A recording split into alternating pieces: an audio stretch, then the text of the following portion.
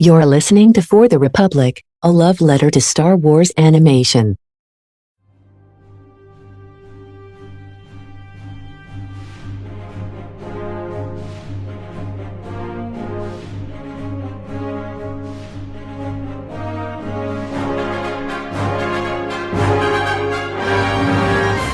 Hello there.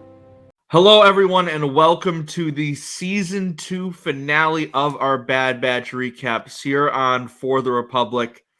I don't know if I can say the title this week. They're hurting me. For the Republic, a strongly worded hate email to Star Wars animation. It is Andrew and Don back here once again. Connor will be joining us later, most likely, to talk about the Season 2 finale of the Bad Batch. We're talking about the Summit and Plan 99. We were wondering beforehand what that last title meant. It's like, oh, is it going to be, their big mission to rescue Crosshair or save Omega? We were better off not knowing. We were so better off not knowing. Oh, I was posting tweets. I was posting TikToks about all I need, the only prediction I need in this finale is that Crosshair comes home. Did we get that? Boy, howdy, did we not. We got more pain. I got one thing right, but never have I been more displeased that I got something right about the finale, because my goodness, not like this. You actually, I was going to pull up your predictions tweet real quick before we get into discussion, and you got a couple of them correct. You said a full unveiling for the Empire's plans at Mount Tantus. Didn't really get that yet. They're really stretching things out. More Zillabes. Didn't get the Zillabes. Didn't get Rex. We did sure in fact get that Sid prediction right. That Crosshair one didn't happen. Saying it for weeks. You got the you got Delta Squad correct. And because were there more of them? I haven't seen, I've seen Scorch, but I didn't see any more of them show up. There were a lot of them. I know there was a lot of commandos, so I assumed there's a lot of them that it was Delta Squad, but they didn't say if it was. They were coming out of the woodwork.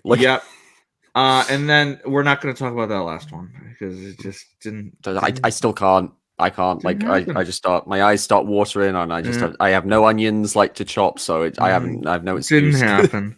So let's get into the episode in full. This is just going to be, for the most part, a recap of these final two episodes. What we normally do here, if you missed our coverage of Kenobi or Andor, is we'll do probably next week a full-on season discussion of the Bad Batch Season 2. So we're mainly going to keep it to this episode, but we can do some brief, umbrella thoughts on the season at the end of the episode.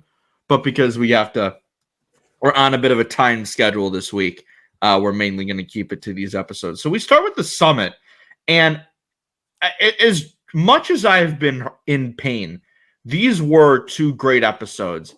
And a lot of what happened in the Summit, I have just it's completely left my brain already because of just everything that they decided to throw at us in that second episode. We start the episode off with them kind of planning out their plan to save Crosshair, and they learn more about the Imperial Science Division. They learn about the summit that is going to be on Eriadu, which is the first time we've got that in a visual medium. I believe it's.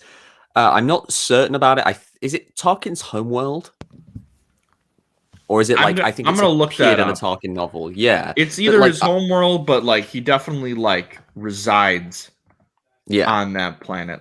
According to Wikipedia, it is his homeworld. Yes, I thought so. Yeah, because I think it appeared in the Tarkin novel that was written by James Luceno. Yeah, and I think that's been mentioned a couple of times in books. So that was a really cool thing. I definitely got a little twinge of I remember that name. I got it wrong in my head at first, because at first I thought they said one of the planets from Rogue One. I was like, ooh, you do, yes. Yep. Little did I know it's similar. That wouldn't be the last Rogue One connection we got in these episodes. Because shout out Mo, you were fed in this episode.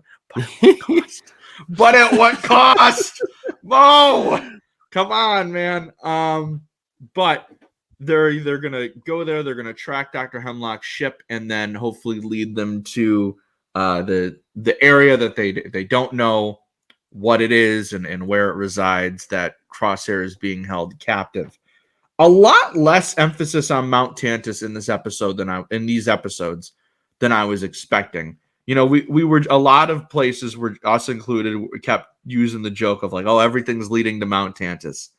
And I mean, we got there at the end, but like, I guess they're really like being like, no, like we're going to have to go deep into next season before we get to Mount Tantus. And I guess at the end, we can talk about what we think might happen or like brief things of like, one, are we even assured of season 3?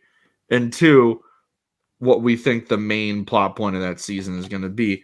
What I will say right now is if they cancel this show and leave us on this, I'm done with Star Wars animation. You can't leave me on this fucking cliffhanger and not continue but I'm pretty confident that we're going to get a 3rd season, and we'll probably get some kind of announcement at Celebration.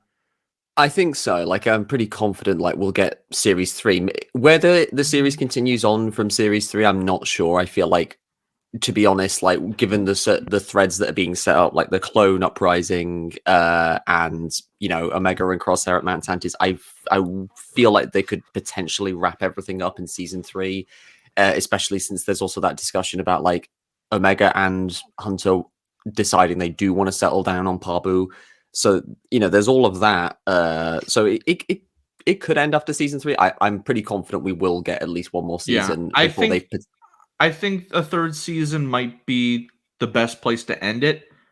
That being said, though, I really hope that they're not stuck at Tantus for the entirety of the season. I'd be surprised if they are. Like, I feel like most likely they'll get off like either halfway through the season or maybe early in, because like we've had a lot of I've noticed with the Bad Batch, the developments tend to happen quite fast when they do. Like we have like a stretch of like side missions, and then there's just like a big development and stuff starts changing very quickly, as we saw in this finale here. Except for Sid, when they dragging on for 2 seasons. It's not even get on to Sid yet. No, nothing on my end. Oh, I'm sorry. Fuck your night. Get the hell out of here. I never want to see you again. But they have this. My hands were tied. What are you gonna do? And immediately, like, some of my expectations started to get subverted, because my thought was, okay, they're going to get a bunch of the clones and they're going to storm Tantus. But it's like, oh no, Rex is off on a different mission. So we got nothing for Rex or Cody in these episodes, like I think a lot of us were expecting. I guess we'll save that for Season 3. So it was just going to be the Batch plus Echo, which it's nice to have him again fully a part of the crew, which was nice. And I'm assuming that a lot of next season they'll either be fully with Rex or they'll be more integrated in there as they're searching for Omega, because Hunter goes full Joel from The Last of Us at the end of this episode. But sorry, we had a quick technical difficulty. My power literally went out mid-recording. But we get a little bit more about like what the summit entails. We get, of course, like a lot of the stingy Imperial bullshit of, you know, the decommissioning of the clones, the concerns over the individuality they've shown during the Clone Wars and after, and you know how they're going to deal with this. And we don't get a swift explanation. We see Hemlock saying that we're going to use these and we're going to experiment on them with my cloning technology. And it seems like a lot of this, from what he has here and the conversations he has later with Nala Se, it's linking heavily towards the Palpatine stuff in the sequel trilogy. But remember, Don, they're retconning the sequels. Yeah, there's like no sequel stuff in, like, they're not at all setting up the sequels in the Mandalorian or the Bad Batch. Yeah, like there's just no connective tissue whatsoever. No like visual coding, no plot plot elements that are like building up there. Nothing. There was even a line with Nalase later where she was like to Hemlock, she was like, "Oh, it's impossible." It's like, "You're going to make it possible," or whatever the line was. I feel like her line was stopping short of saying like it reminds me a lot of like a plot element from The Force Unleashed 2, which, you know, overall I was incited by, but overall was like rather let down by, like a lot of people with the story, because like they set up the idea of like resurrection or cloning within the Force, and it's kind of wishy-washy in that story. But like I really like, there's the line where the character Ram Kota says to Starkiller, "Oh, no one can clone Jedi," and there's like a thing about how like it's very difficult to do that, to clone someone with an M count with midichlorians. And I feel like that's what Nalase was definitely hinting at when she spoke to Hemlock, which I think is very interesting. I hope we get into that a bit more in Series 3. Like we actually get like a close-up look at what Nalase is doing and how Omega has to reluctantly help her, which will be very interesting. I think before, like we said about Omega being at Mount Tantus, I don't think she can be there very long though, because like it's her DNA at the end of the day that like Hemlock and the rest of the cloners there are after. So it's kind of prescient that she get out of there, because knowing the Empire, they would not care at all about keeping her alive. They would just want her DNA for sure. Unless of course they needed her alive to keep producing DNA, just like Jango Fett was needed for the clone army before he met his end in Attack of the Clones. But like going back to the summit, that was really cool. You know, it was really cool like seeing sort of like how the higher ups with the Empire conferred. It was cool seeing Hemlock have like an interaction with the broader Empire. Like we got a bit of that with Tarkin last week, but it was also cool to see Tarkin again, and you know, like just sitting there casually, like to the side of the table, Director Krennic, or rather Commander Krennic. It was like, "Commander Krennic, do you have anything about Project Stardust?" I was like, "What? What?" And it's like it was the white outfit that gave it away. I like when he walked in, I was like, "Is that Krennic?" Because I've been thinking we might get like one cameo from an Imperial officer from like the other films or like shows, and I think there is an Imperial officer there who is from the Clone Wars and was also in A New Hope. The one who, his name I can't remember, but he does stick up for the clones, if ever so briefly. I don't remember if he was in the Clone Wars or not, but like it definitely made him. He's in the Death Star conference room. Okay, that's who that was. Got it. But Yeah. I didn't even notice Krennic at first, and then he says it, and he was voiced by Ben Mendelsohn.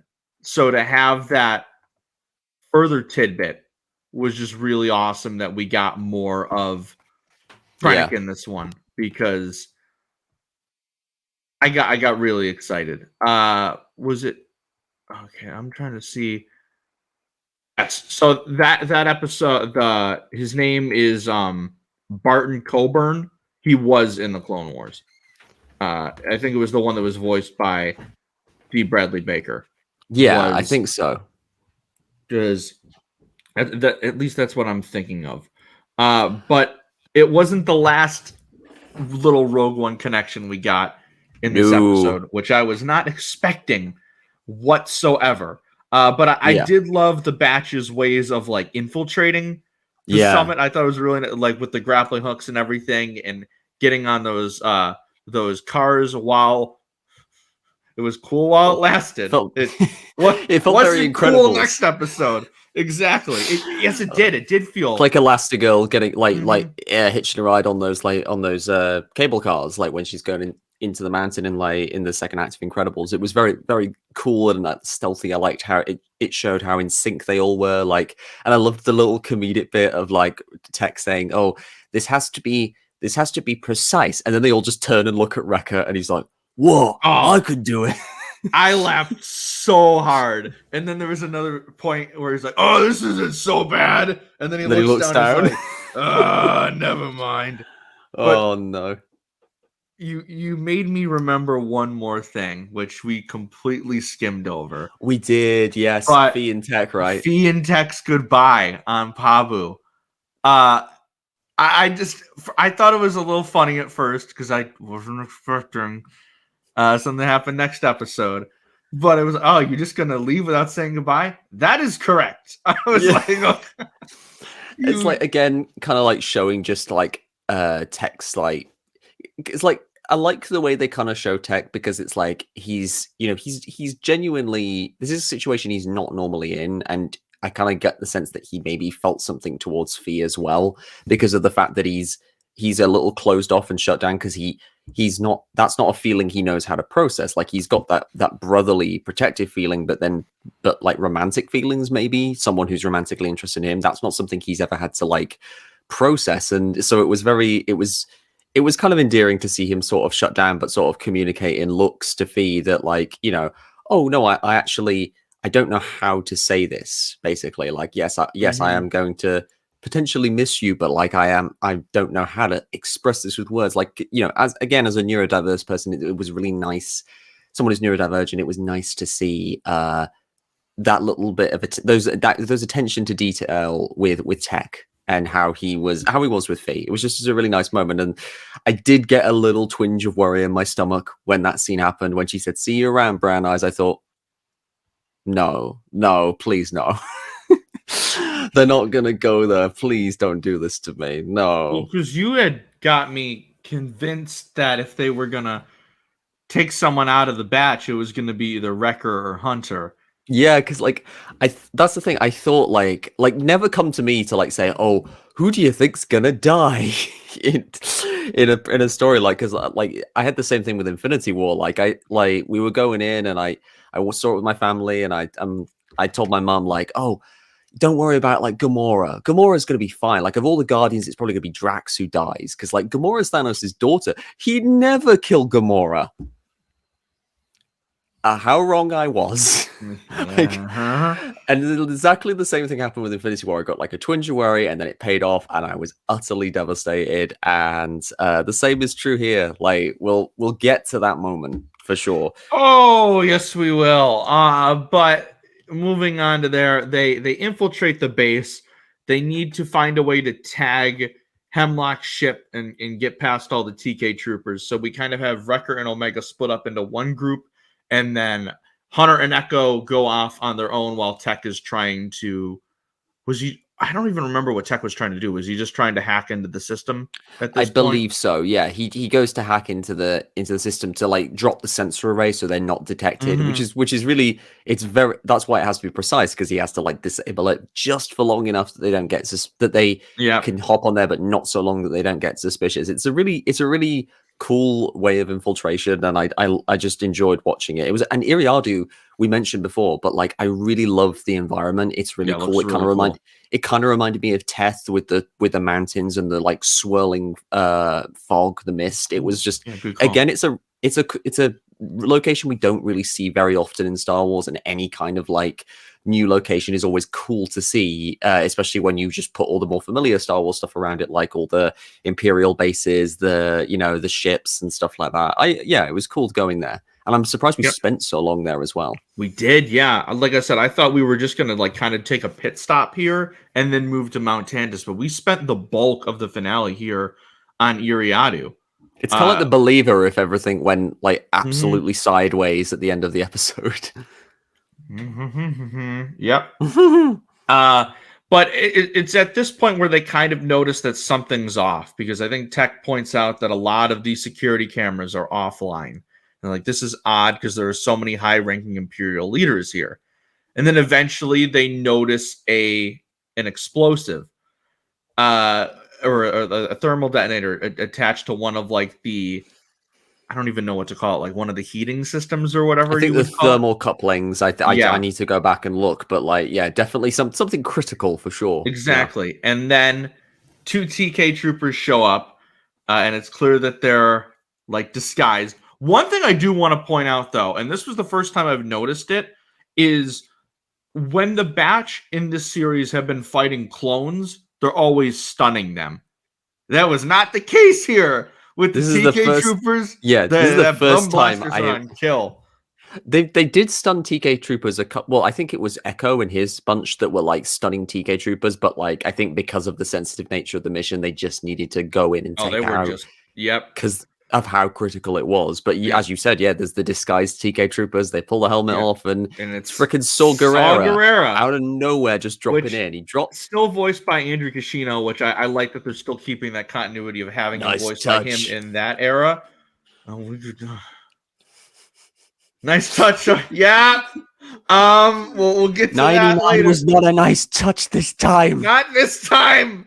No. Also, shout out to, again, I'm just looking at the Summit's Wikipedia page at this point. But shout out to the TK Shock Trooper armor. I think it's the first time we've seen like that variation of it. So it looked really cool. I was wondering, like, when the two Shock Troopers were, like, when they kind of domed off the Summit meeting room, and there were the two TK Troopers in there with them, and like Tarkin or Hemlock had a suspicious look. I was like, are one of them also going to be like one of Saw's moles and is just going to try to take them out? But that didn't end up happening. You just reminded me as well. Like, we also see the Death Star technicians, the guys with the dome-headed helmets, like the all black, like face covering helmets that are like. We don't see them very often, so that was really cool. It was cool to see them being integrated in so early. I don't think they've appeared in the Clone Wars, so this was another cool way of marking the transition from Republic to Empire. I was like, oh yeah, those helmets, and I just never like put two and two together that we hadn't seen them in this era yet. So it was another little tidbit there that was really cool to see. But we get the reveal of Saw Gerrera, and he's with one other of his partisans, and I was trying to see if I could recognize the voice, and it didn't sound like anyone I knew.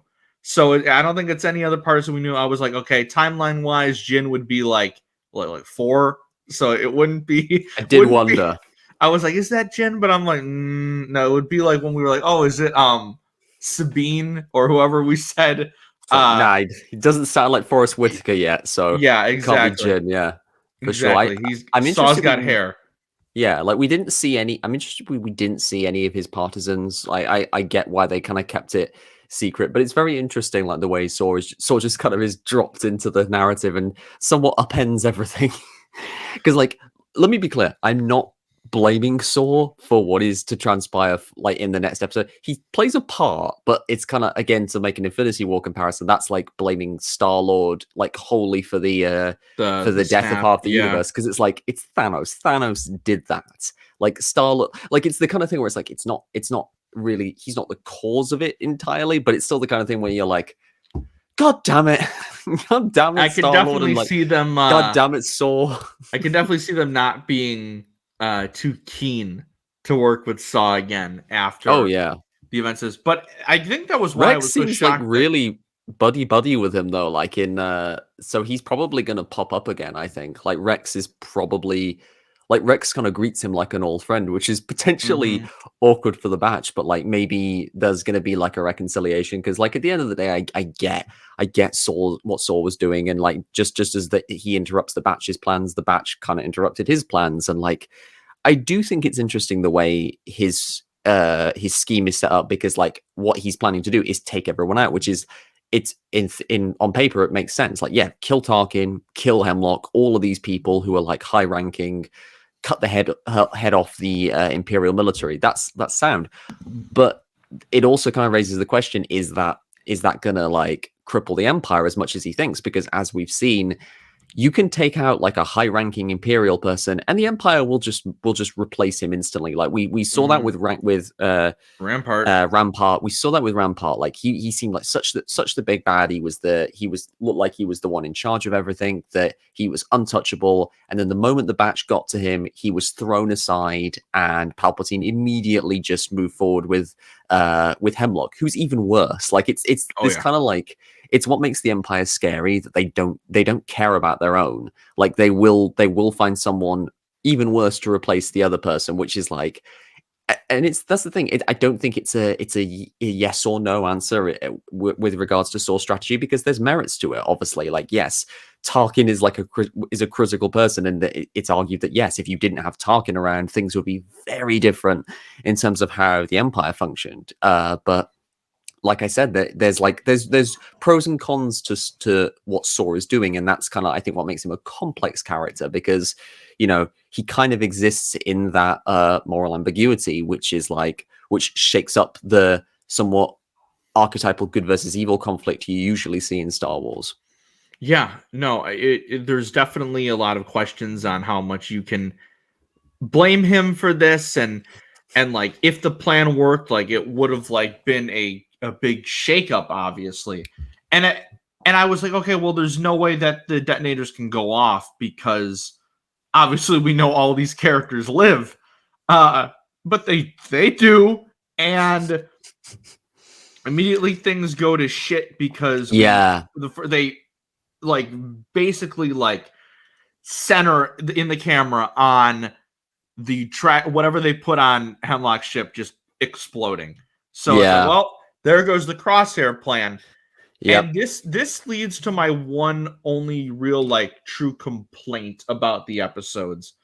My feelings aside, is I feel like they just gave up on searching for Crosshair way too quickly.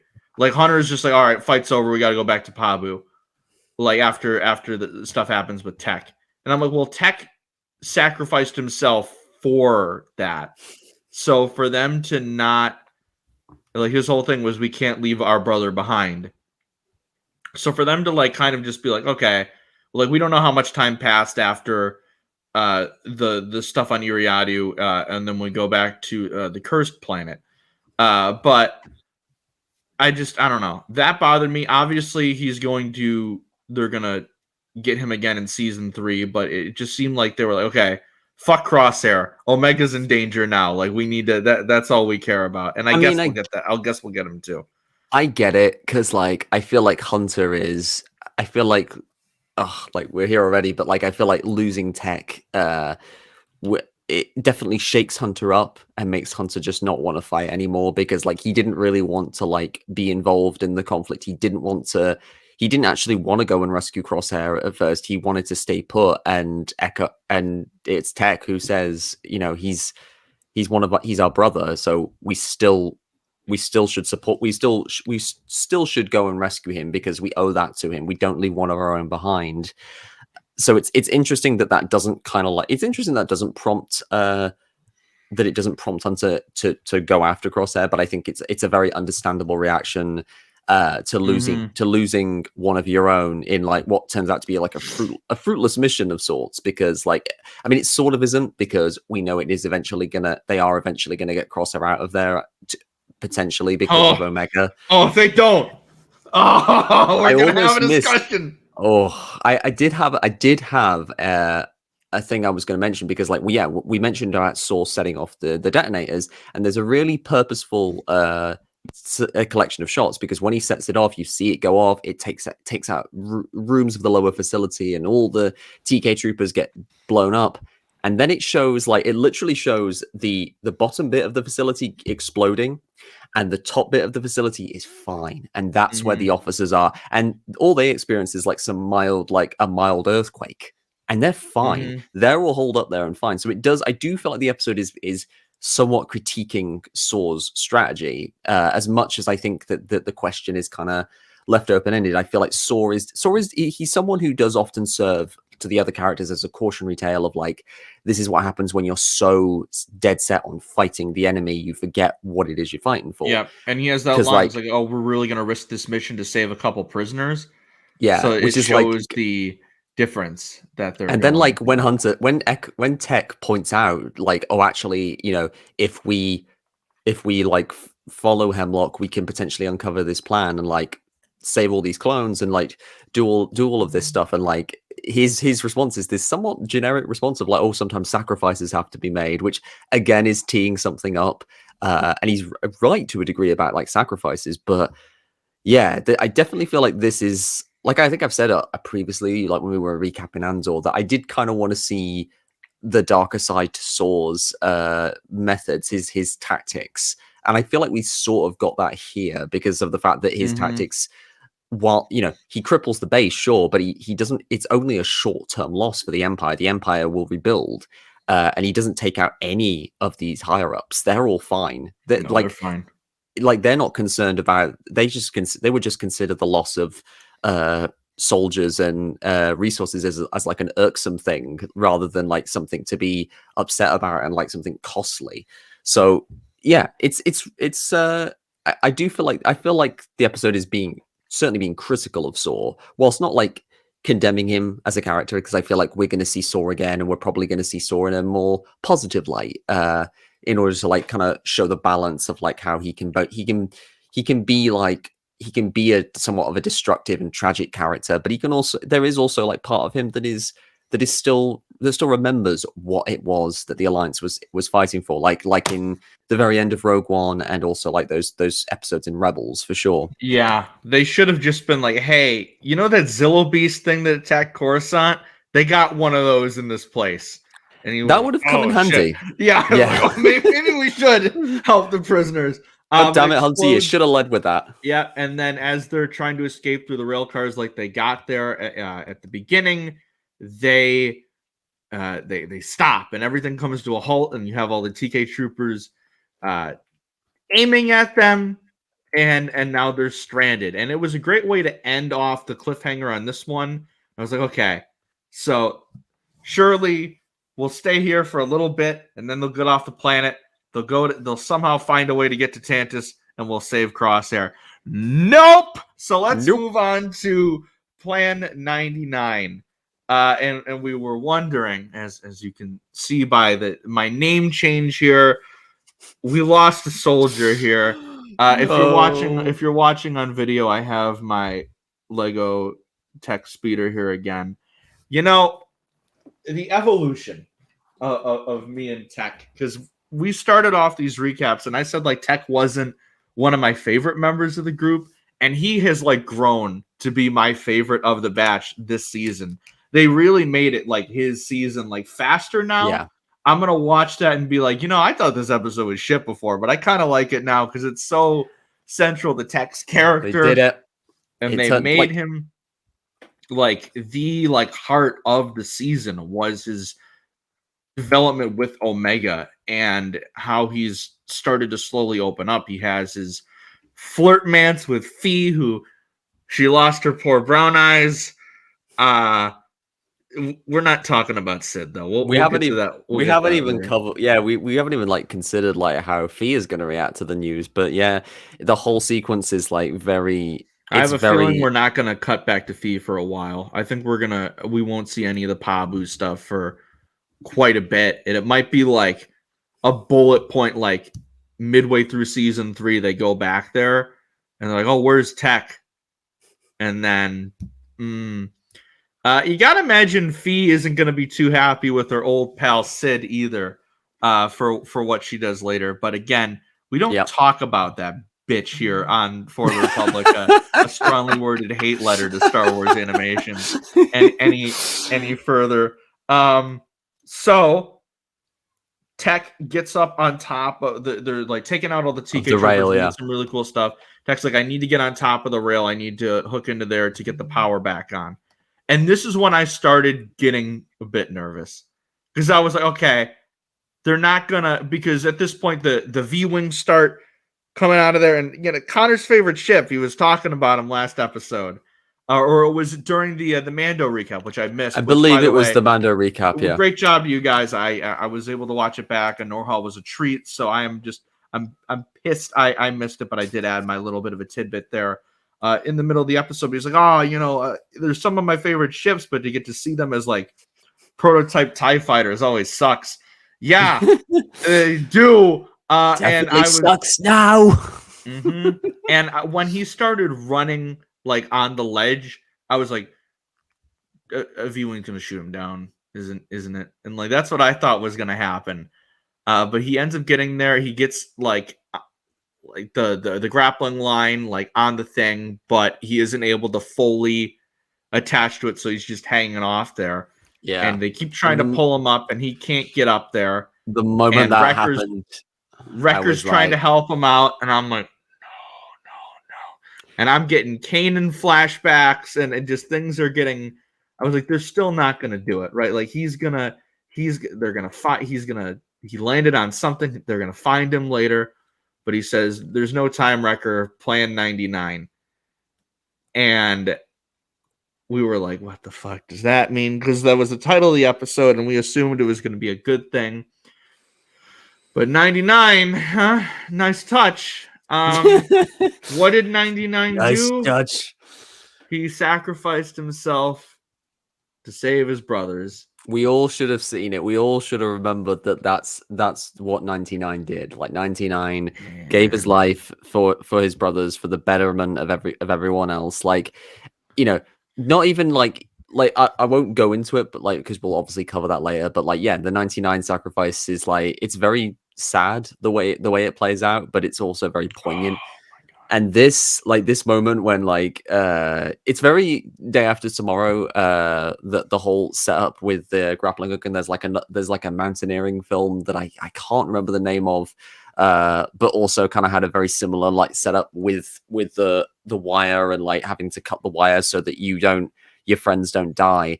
And it was just very sad. Like just Tech, like my hand just sort of went to my mouth when I realized what Tech was going to do. And like, he's just got such a great send off line where he's like, you know, when Worker's like, no, where Hunter's like, stay there, we'll come and get you. That's an order. And like Tech says, when have we ever followed orders? And it's just such a oh, it's just so well done. And the way D. Bradley Baker he just nails the like little twinge of emotion in Tech's voice. And it's like, I never would have expected Tech to be the first one to fall. No. I never would have. Like, and it's just like you said, like we've been on such a journey with Tech this season. Tech, I said before, Tech was the character who got the least development in series 1 outside of Echo. And Echo had the advantage of having had development before on the Clone Wars. Like Tech was basically the exposition for series 1. The only kind of development we got for him was when he sort of confronted Crosshair he had that kind of cynical approach to Crosshair during the finale of season 1. And like you said, with season 2, we've just been on a journey with him. Like Faster is this great spotlight for him as a character. Like we also from the premiere 2 episodes, we have been on a journey with him that's all been about Tech having to get outside of his shell, look at people differently, open himself up to new experiences. There was a chance he might bite it in the season premiere when he messed his leg up. Yeah. And they just borrowed time. They just waited 14 episodes to do it. And it's like normally I would be upset that they killed off the one clone who's like, neurodivergent coded, well, explicitly neurodivergent now. But I really love that he went out sacrificing himself for his brothers, for Omega. Like, he does it selflessly. He proves himself to just be like a proper, like, just a hero through and through. And it was a really moving scene, and just the way they did it, it was really moving. As gutted as I was that I'm not going to see him, there is like hope. I have the faintest bit of hope. My brother pointed this out. He has like a tweet where he's like, I'm going to read the tweet now, where he's like, Tech isn't dead. The wording from Hemlock is very specific. When he threw Tech's goggles to Hunter, he said, I'm afraid this was all we could salvage. He's just stuck without his prescription glasses. He'll be back. I'm not in denial. I swear. That was him? Oh, that popped up in my For You page. Yeah. So that one really must have blown up. Yeah, the goggles, to me, that was like any last hope I had. That was it. So, and I feel like they would have like given us some type of stinger if he was still alive on Mount Tantus, because we do see Crosshair and Omega there. So Not that makes keep me hope alive. But like Echo, we had to wait about 4 series to find out that Echo was still alive. There was no hinting at all that Echo was still alive in season 3. Like after the Citadel story, like he got blown up and he still came back. So Gregor got blown up and he came back too. So I mean, it's possible. But right now, I'm little bit of hope. I'm in full grief mode, because we were like, okay, it makes sense for one of the batch to die, and I don't want to be like, damn it should have been Hunter. But like, I guess that whole bit on Camino is so much more poignant now. I guess like I was just all them together. That they actually pulled the trigger, because I was thinking to myself, like, as I was watching the summon, I was like, it's been a while since Star Wars animation has just completely like fucked me and like ripped my heart out like it did with Rebels and Clone Wars. Yeah. And then because I was like, oh, no one's gonna die here. And then Tech died, and I was like, this is my fault. I'm actually blaming Jared. We were DMing each other last night. He's like, have you seen the episodes? And when he first came on the show for the Bad Batch earlier in the season, he was talking about how he was just like hoping Tech was going to die because he doesn't like Tech. I'm like, yeah, I'm blaming you for this one. And he's like, yeah, no, I blame myself too, because he put the Danny DeVito like, oh my God, I finally get it gif. So we were both grieving last night. So I know the Tech girlies on Twitter are going through it. I've seen so many just like crying reaction emotional stuff and devastation. I'm right there with you. Rest in peace, my goggled boy.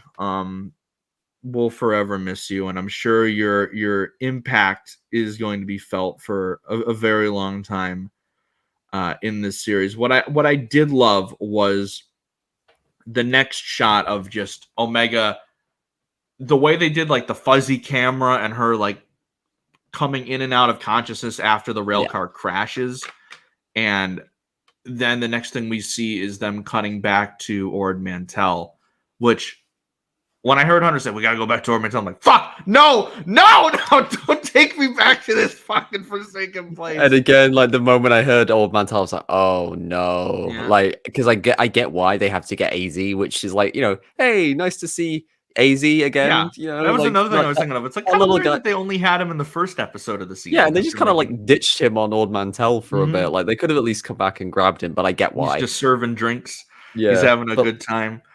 And we get that moment of Omega like just sort of waking up with AZ and Hunter. Oh, it's so. Like, where's Tech? It's like Tech didn't make it. I'm like, Michelle Ang's performance is just has such a rawness to it as well. Like the way her voice is just breaking, and like she feels so much like Omega feels so much like a kid having to process this kind of like loss for the first time. Like, because this is the thing, like Hunter is a more muted response because, of course he does, like he's been in a war, he's seen other clone troopers, his brothers like get gunned down, and there's been always that separation, of course, but like in the back of their minds, they've always known like, these are our brothers, we've lost, we're effectively losing family members every day, and this is never something Omega's had to be confronted with. Yeah. And you gotta imagine that Wrecker is going through it right now because he probably feels that he could have stopped it. And then the shot of Echo just on the Marauder, just grieving. And the way he looks, that hurt me when he just turned and looked at the co-pilot seat where Tech normally sits, because they're always the pilots. They pilot the ship together, and that just that was painful. But that was truly painful. I'm also not looking forward to Crosshair finding out about this. Yeah. Oh, he's gonna kill so many Imperials. Oh yeah, I feel like Crosshair would go full John Wick. I feel like if he found out about Tech dying. And I just think it's such a parallel from season 1, where everyone at the end of season 1 was just jaded about Crosshair abandoning them, and then you cut to the end of this season, and like literally everyone except Hunter is just fully like, no, he's our brother, we got to save him. But I do think the strongest part about this season has been, last season, the two characters that we thought had the least amount of development were Echo and Tech. So to have them have the crux of development with Omega this season, I thought has been great. Where like the two strongest relationships I think this season have been Tech and Omega, and Tech and Echo. I mean, Omega and Echo, my bad. So just the grieving of just how much Tech's death affected Omega. When if you just think back, 7-8 episodes ago, when they're stuck together in the mines, and their Omega is really pissed at him over Echo leaving, and then cut to him this now, and she's just completely devastated and doesn't know how to process it. Yeah, and it just shows like how all of those episodes that felt very kind of like not vestigial, but kind of subtle, just kind of like side quests. They actually, all of them were constantly building this kind of emotional connection to Tech to create maximum devastation for losing him. And like like you said, all of the reactions of like the batch, like Echo, Hunter, like Wrecker drowning his sorrows at the bar, and even Sid, like despite what she later does, there's somewhat of a like she looks a little sad, probably because of what she's about to do, the monster, but also like as soon as that happened, like she gave Wrecker the drink, is like, I'm sorry about goggles. I'm like, but then we cut to Echo and we see the Star Destroyer come into orbit, and we see Gonki is actually the one that the hero here alerts Echo about it, and early Echo warning, tries to King contact Hunter and Wrecker, but they're jamming the signals, and she's like, I'm really sorry about what I have to do. I'm like, fuck you, you fucking. Oh, damn it. I have a soft spot in my mind for Mean Girls. I hate her. I hate her so much. I was so excited the other week when they cut ties with her, and I knew this was coming. I knew that she would turn the batch over, but you do this after Tech dies, bro. Again, maximum devastation. Goggles. I'm turning you in. It's like, oh yeah, I care about the kid. Do you? Do you really? Because I don't like her. I don't like her. Wrecker gets like stunned Sid. by the troops. Like so many Republic commandos just like coming out of the woodwork left and right. There's like so many of them. So many. Like it's like that episode of The Last of Us where the ground opens up and all like the infected like raw.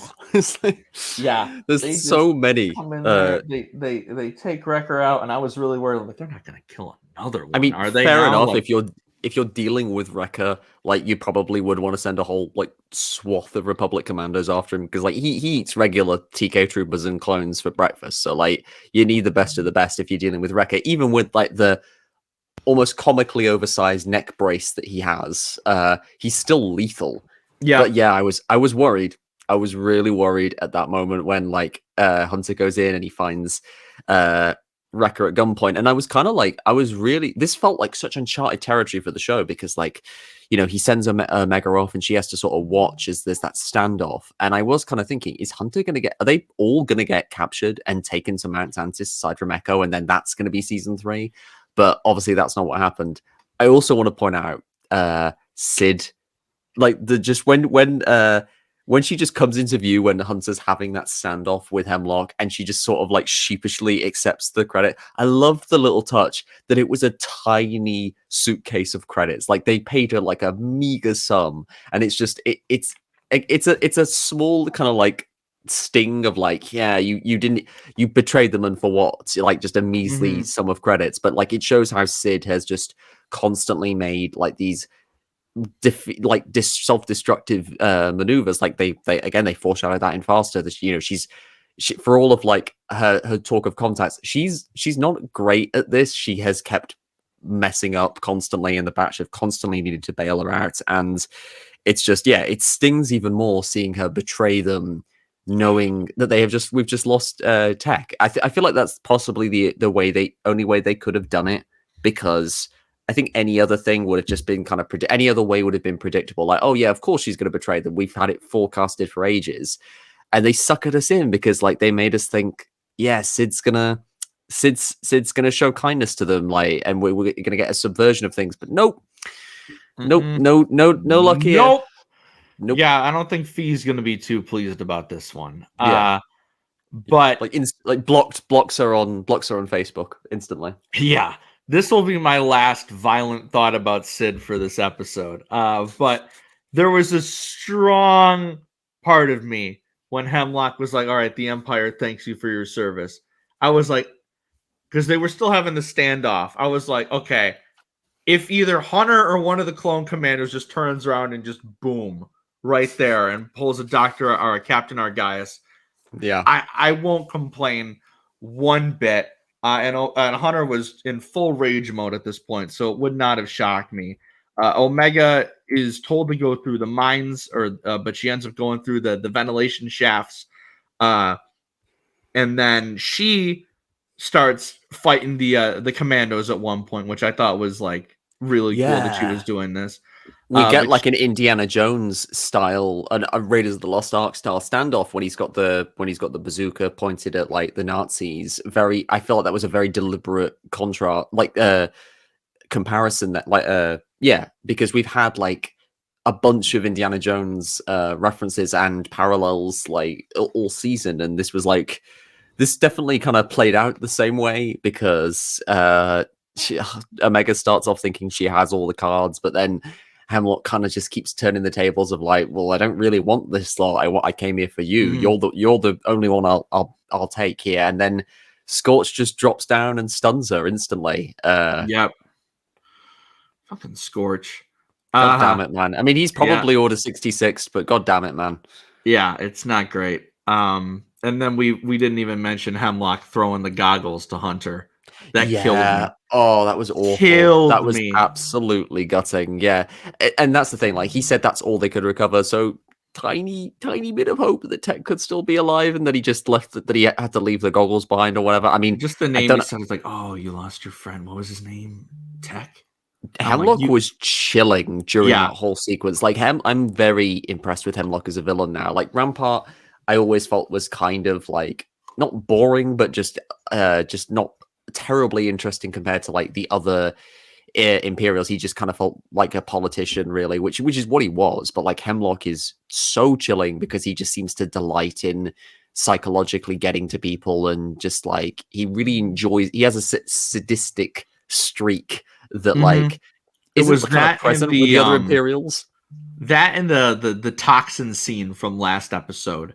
Oh my goodness! Point was I developed an immunity to it. I'm like, this guy's crazy, psychotic, and I kind of love it. But so Scorch stuns Omega.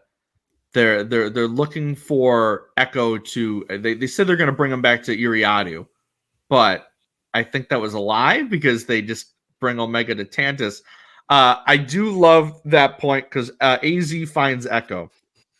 And it does, correct me if I'm wrong, does AZ go with them on the Marauder at the end? Because I don't remember. Okay.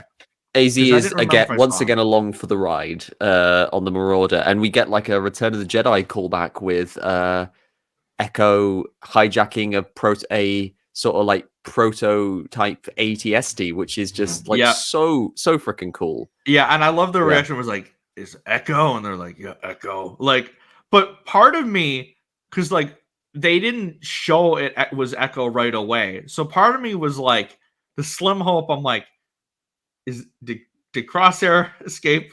Is he helping them out? But no, it was Echo. But it was nice to have that little Return of the Jedi callback in a very Empire Strikes Back heavy type of way to end the season, because there's no even like moment of hope like in these last bits of the episode. Well, there might be one. It's a very dark ending. Prediction, right? It's incredibly Empire Strikes Back, like to end with like, you know, losing Tech, Omega captured and literally taken directly to Mount Tantis, and just having this situation where it's literally just the other three of the Bad Batch, which is like it's exciting because now the status quo with Sid is finally comprehensively, like definitively all blown to hell. We're not getting any more of that, and it's very clear that like the most likely option with Hunter Tech with Hunter. Oh, I'm still getting like I'm still got PTSD over losing him. But Hunter, Echo, and Wrecker, it stands to reason that like their whole thing is going to be allying with Rex and his clones, and I feel like that is going to be the central narrative of Series 3. So rather than it just being the Bad Batch as a team, it's going to encompass the whole clone uprising, the whole clone resistance, which if I weren't feeling numb over losing Tech, I would be kind of giddy, because this is the kind of shit I used to do as like a 12-year-old when I had my, like, you know, the 3-inch like Star Wars figures. I collected a bunch of clone troopers, and I just loved like inventing a clone resistance that like fought back against the stormtroopers, because you know, the clones were really cool, and I always felt like it was unfair that they just like I just couldn't buy that they sided with the Empire so readily. There had to be another reason, and we've got that now. and that's going to be a wild thing, and it's going to be really cool to see.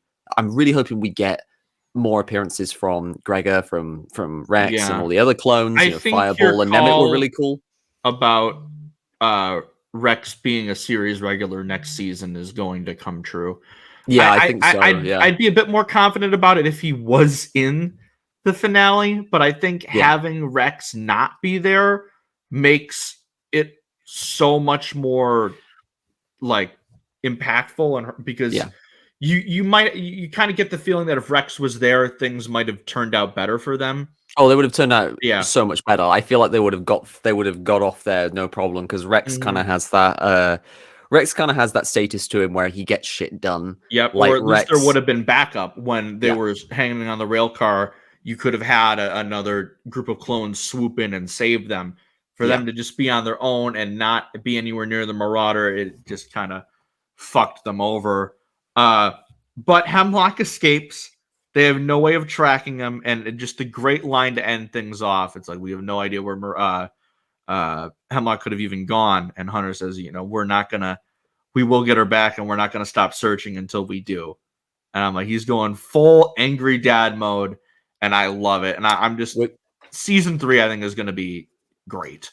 It's gonna be proto rebels, basically. We're gonna have Rex's clone, Rex and the Bad Batch, and their clone squad basically hitting the Empire hard. We're gonna have a lot of that. So there's gonna probably, I imagine, the kind of side stories that we get in season 3 will be very different, because they'll have to be themed around that, similar to how like Rebels in season 3 shifted dramatically, because again, I compared it to Empire Strikes Back, but it's just like Rebels.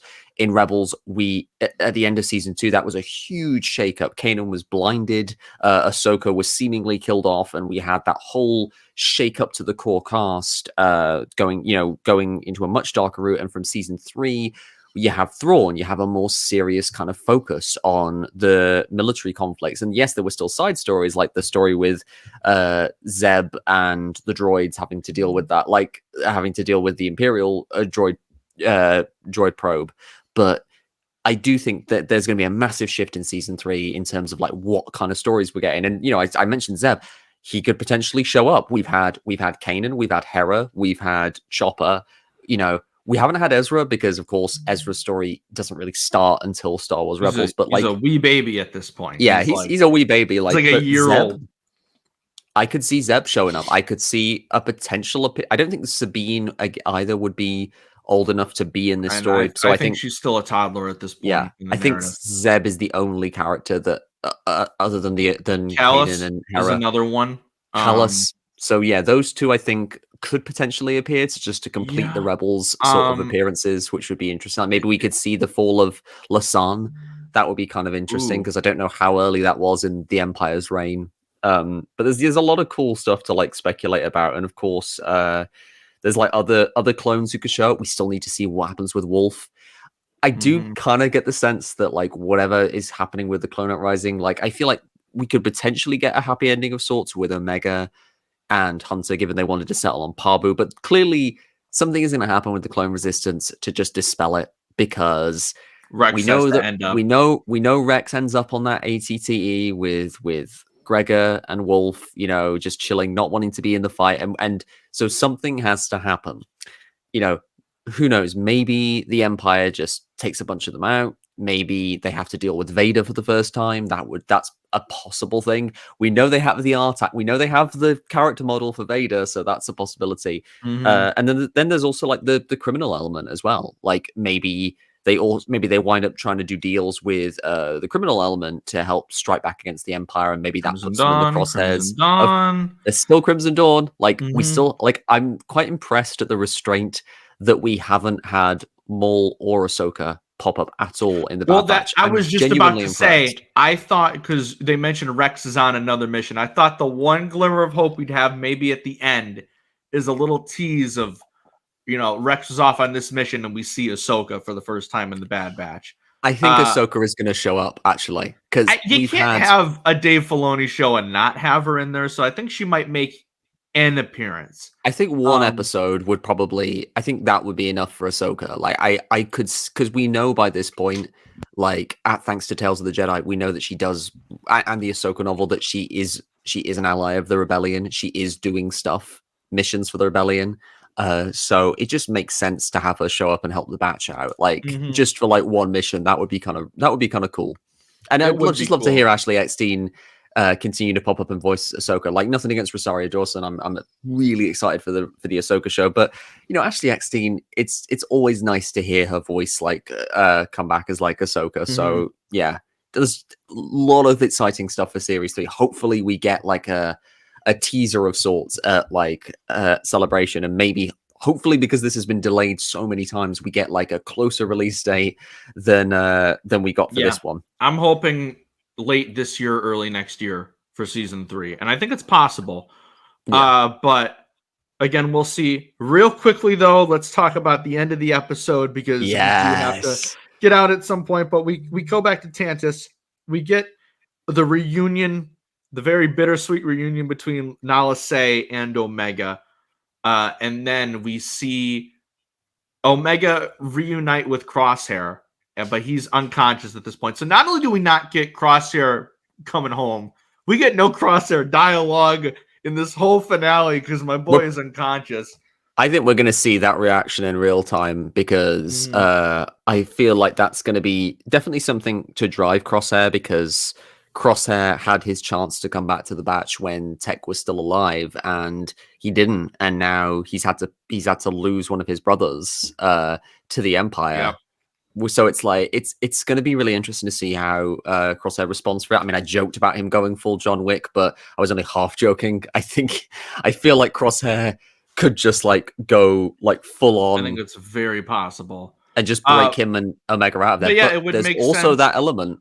There's also we'll the get twist, to that, which a few of us called. Like I called which it. You called it, and I was you got it, which is really interesting. But real quickly, I just want to say that season 1 for Omega's character was Hunter and Wrecker were like her two like closest in terms of development. Season 2 was Echo and Tech. Season 3 is going to be Crosshair, and I think that's going to be great, because Crosshair and Omega have had very little interaction, and when they have, it's been pretty good. And there's been animosity. There's been Omega trying to break through to him. To see the two of them work together and hopefully establish like a really strong connection is going to be great, to where you'll finally get to see Crosshair be super protective of the kid, which I love. And we are finally going to get like a full glimpse at what the Empire are doing at Mount Tantis, because now that we have Omega there, with Nala Se, with Crosshair, and with that Imperial cloner whose name I'm really annoyed that I've forgotten the name of her and the voice actress, but now that she is there, Omega, like we're gonna get more of a glimpse, because she's our POV. She's gonna be learning all of this just as we are for the first time. So that's gonna be very exciting. But what a way to end the episode, because Omega's talking. She's like, I need to speak to Nala Se, and Dr. Karr goes, it's ironic that you trust the Kaminoan and not me. It's like, don't I look familiar? And she takes her goggles off and she's like, we're sisters. And I fucking called this last week when I was like, you know what? The New Zealand accent, the fact that she's kind of protective of Crosshair in a way, or she's looking out for him, I think she's a clone. I was fucking right. So I am your sister, Omega. I will take my residuals right now. I'm excited for this. I think this is a nice twist of getting another female clone. And I think that she is eventually going to be the one that kind of helps them from within, and maybe helps them escape, or gets the call out to the batch of where they're located. Because right now it does seem like she does have some loyalty to Hemlock and the Empire. It might be a facade, who knows? But I think eventually she's going to see, what's going on and the bigger picture, and try to help, or maybe she does really connect with Omega and tries to help them get out of there. So I think it was a great way to end off the season. Again, I was hoping for maybe a little bit of a glimmer of hope. But we're very Empire Strikes Back right now. Hopefully we won't have to do like it was with Return of the Jedi and wait 3 years in real time for season 3, because There's also I can't wait for that one. I should also kind of point out that it's interesting now that she's been revealed as Omega's sister, because it also kind of raises some question for the live action shows, because obviously, as we know, like Boba has been voiced by Daniel Logan, but then when he's an adult, he was played by Tamura Morrison in the live action shows. And that makes me wonder, because we know Omega will be around the same age as Emerie Karr by the live action shows. So when that hits, is she going to be played by that actress, by Keisha Castle Hughes? Which that's be kind of very interesting. Because like, nothing against Michelle Ang, like, because I'd love to see Michelle Ang kind of like make the transition to live action, but I do think it's interesting that they have cast a different voice actress to voice like basically an adult stage version of what Omega will grow into, because like biologically they're identical, unless of course the idea, because like maybe some of Emerie Karr's DNA was used to create Omega. They had to do like gene splicing or whatever in order to like plug in, but then they also said that Omega was 100% pure DNA, and that's why the Kaminoans wanted her. So I guess Emerie Karr is a clone, but who knows? Like, the whole mystery about Emerie Karr is just like going to be really interesting to unravel for season 3. There's just a lot of cool stuff for season 3 overall. Like, you know, we honestly have more of a exciting slate going into season 3 than we did for season 1 into season 2. Like, things were quite vague for season 1 aside from the Mount Tantis tease, and we were all just like, oh, that's exciting because that could mean things for the live action shows. But here it's like, no, there's a lot of stuff here that could just be exciting for season 3, and I feel like that's the mark of a really strong finale. Yeah, no, I agree with you there. I thought it was a very strong way to end the season. Very heartbreaking, very bittersweet. But I'm really looking forward to the 3rd season now, because I think it's going to be just a great time. And I had my ups and downs with the season, but I thought when it was really good, it was like spectacular. So overall, I think it's going to end up being a very, very good final product in my mind. I wonder how it'll turn out if I watch it in bulk compared to weekly, and maybe some of those episodes that didn't hit as well the first time around might work better with full context, but we'll see. I'm just glad we're away from Sid finally. We're going to see some good stuff, and I'm just excited to see the Rage Batch next season doing whatever they can to get I betrayed the Bad Batch to the Empire, and all I got was this lousy suitcase. All I got was this little briefcase, and there's nothing in it. But the Empire totally stiffed me. But what the hell?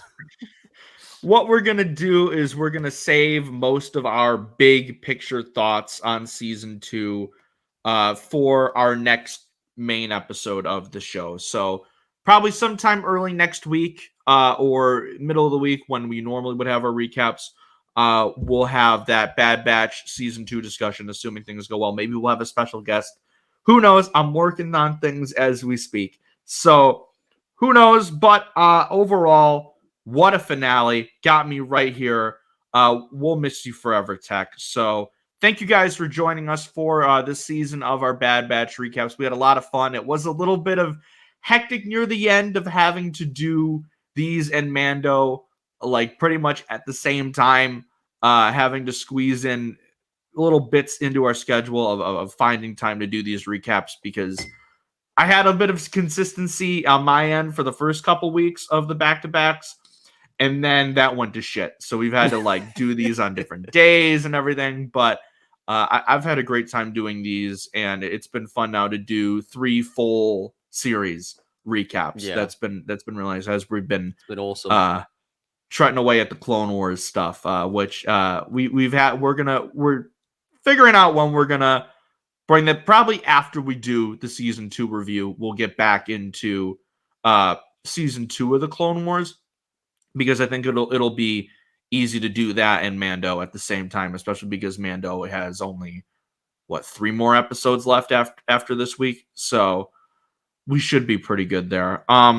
But yeah, thank you for joining us, Don. Where can the people find you? Because I gotta head out. So where can everyone find you? To keep it very brief, you can find me on Twitter at Donovan Mead. You can find me on TikTok and Hive under the same handle at Donovan McComish. Instagram, you can find me at Donovan_McComish. And like Andrew and Connor, you can find me on sweditor.ig.com, where we post articles related to Star Wars and also SWEF fiction, SW Editor fiction, SWEF, where we write a series of webcomics and short stories that are, our own little fan fiction stories that all sort of are bound by the same continuity. We try to stay within what is canon to Star Wars currently, whilst also retrofitting some elements from the Legends timeline, because there's a lot of cool stuff there. I have written one story that came out in June last year. It's called Scars of War, and it takes place 5 years after Revenge of the Sith, and it features a clone trooper called Blister, who encounters a Jedi survivor of Order 66, Shar Kun. If you like, it's a story about PTSD, past trauma, failure, that kind of thing. So like, I'd advise to just like steer clear of it for now if you're really feeling the loss of tech. But like, if you like Star Wars and pain in general, I'd give it a read. I appreciate the viewership. Of course. As for myself, you can find me on Twitter, Instagram, and TikTok while it's still a thing at Starlight Andrew. Also, real quickly, speaking of TikTok, someone just posted a screenshot of Star Wars' TikTok bio right now, and it is, when have we ever followed orders? So we just have to have a quick discussion because that's just no. That's just no. You can follow the podcast on Twitter at For the Repub Pod, on Instagram and TikTok at For the Republic Pod. You can check out our merch store at TeePublic. We have 2 designs up right now. We will have more in the future. And subscribe to our YouTube channel, For the Republic Podcast. We are halfway to our 100 sub goal, where we can do more live content and we can have a lot of more fun with you guys. You can check out our Mando recaps, which are dropping this week as well. We'll be talking about chapter, 21, The Pirate. That's going to be really fun. And of course, you can check out our other recaps of the Bad Batch that we have done this entire season. So thank you for joining us. And as always, may the Force be with you. Always.